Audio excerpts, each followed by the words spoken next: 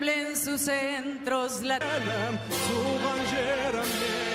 Two-time light middleweight world champion. For Ragnarok in theaters everywhere, November 3rd.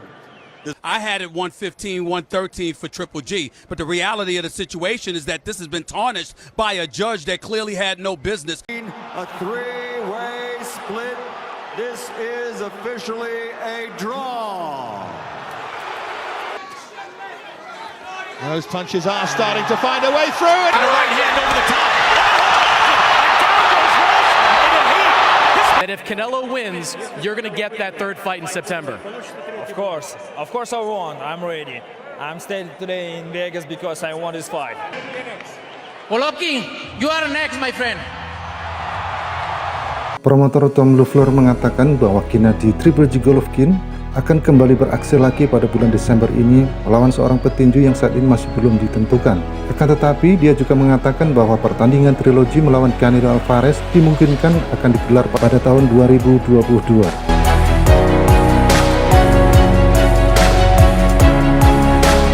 Pasti sebagian besar cinta tinju dunia tidak sabar menunggu pertandingan trilogi antara Canelo Alvarez melawan Gennady Golovkin.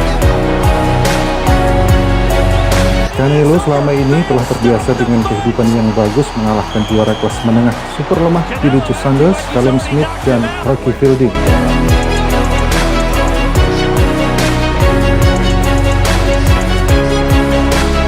Kemudian dia juga akan menyelesaikan tugasnya saat melawan seorang Caleb Plant pada 6 November mendatang, dan tentu saja Canelo tidak akan pernah melihat lagi ke arah Golovkin setelah itu.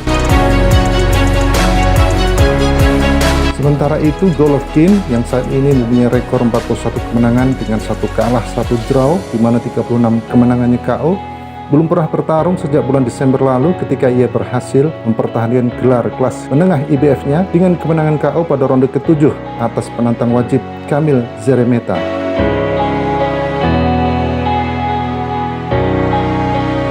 Sejak pertarungan itu, ada pembicaraan dari promotor Matchroom Boxing Edition bahwa Golovkin akan menghadapi juara WBA kelas menengah super Ryota Murata dalam pertarungan unifikasi pada bulan Desember mendatang. Itu adalah pertandingan yang mungkin bisa terjadi digelar di negara asal Murata, yaitu Jepang. Dan pertarungannya tentu saja akan mendapat banyak penonton dari negeri Sakura tersebut. Penggemar tinju Amerika Serikat tidak senang membayangkan saat melihat Golovkin melawan seorang Murata, karena petinju Jepang tersebut pernah dikalahkan 2 kali sebagai petinju profesional oleh Rob Brant dan Hassan Nedam. Penggemar tinju ingin melihat Triple G melawan Canelo, Demetrius Andrade, Jermall Charlo, dan David Benavidez. Salah satu dari 4 petarung itu akan jauh lebih disukai daripada menonton Golovkin mengalahkan juara terbatas Murata yang saat ini sudah berusia 35 tahun. Belum ada kerjasama yang diselesaikan, tetapi dia ingin kembali menjelang akhir tahun. Setiap kali dia masuk ke dalam ring, itu adalah kembang api, jadi kami senang. Dia akhirnya mempersempit jangka waktunya, kata Tom Loeffler kepada QRT Sport tentang Gennady Golovkin. Jika Golovkin bisa menang mudah atas Murata, maka dia bisa kembali ke ring pada awal tahun 2022 untuk kembali bertinju melawan orang-orang atau petinju berkualitas seperti Charlo, Andrade, ataupun Benavidez. Murata sendiri tidak bertarung dalam 2 tahun sejak tahun 2019, dan itu tidak lebih dari pertarungan tingkat bisnis untuk seorang Golovkin dengan uang yang bisa dia hasilkan di Jepang nanti.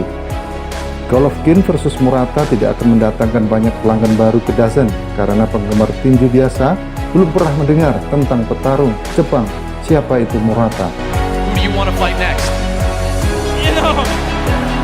Everybody know. Of course, guys.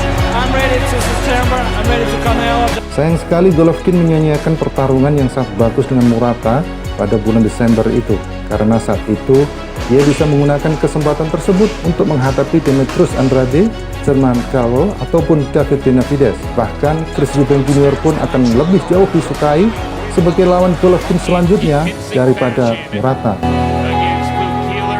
Golovkin seharusnya melawan Canelo ketika mereka bersama di DAZN, tetapi itu tidak terjadi pada September 2019.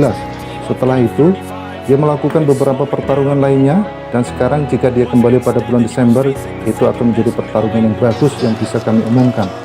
Sangat sulit untuk membuat 2 pertarungan bersama Canelo, dan jika Anda ingat, Canelo masih memegang rekor sebagai satu-satunya juara dari Meksiko yang pernah mengosongkan gelar WBC-nya. Kami berhasil menemukan cara untuk membuatnya bekerja, karena HBO tahu tentang bayar bertayang yang akan menjadi hari bayaran terbesar, Canelo lawan Golovkin. Jika Anda bertanya mengapa pertarungan ketiga dengan Canelo itu tidak terjadi, itu bukan karena pihak Golovkin. Mudah-mudahan pertarungan ketiga akan terjadi pada tahun depan. Kata promotor Tom Loeffler tentang pertandingan trilogi Canelo versus Golovkin. Banyak penggemar tinju percaya bahwa Canelo masih menyimpan dendam terhadap Golovkin karena pernyataannya setelah mengetahui bintang Meksiko itu dinyatakan positif menggunakan clenbuterol PED yang dilarang.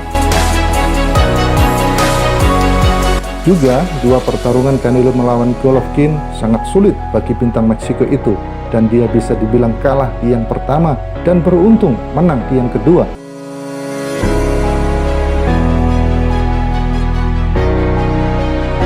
Jika Anda mencetak gol pada pertarungan itu, cukup jelas bahwa Golovkin memenangkan 6 ronde untuk mendapatkan hasil yang imbang. Canelo diberi kemenangan keputusan 12 ronde yang dipertanyakan, akan tetapi itu tampak seperti hasil imbang yang jelas karena dia mengeluarkan pukulan dengan buruk di babak kedua, memberikan hampir setiap ronde. Golovkin terlalu berbahaya bagi Canelo, dan dia kemungkinan akan terus berbelok di pertarungan ketiga dengannya itu. Canelo memberitahu pada para penggemar tinju bahwa tujuannya adalah menjadi juara di kelas menengah super yang tak terbantahkan. Golovkin, David Benavidez, German Carlo, Dimitri Bivol, Artur Beterbiev, dan Demetrius Andrade. Jika Canelo tidak melawan juara di kelas menengah super, dia akan diharapkan untuk melawan orang-orang itu, dan dia kemungkinan akan kalah setengah jika tidak semuanya. Tidak ada yang tahu pasti apakah pertandingan antara Canelo Alvarez ataupun Gennady Golovkin ini, pertandingan trilogi mereka akan mampu diwujudkan meskipun itu pada tahun 2022 mendatang. Tetapi dalam dunia tinju, semuanya bisa terjadi. Yang penting ada kesepakatan antara kedua belah pihak. Tentu saja semuanya mengenai uang.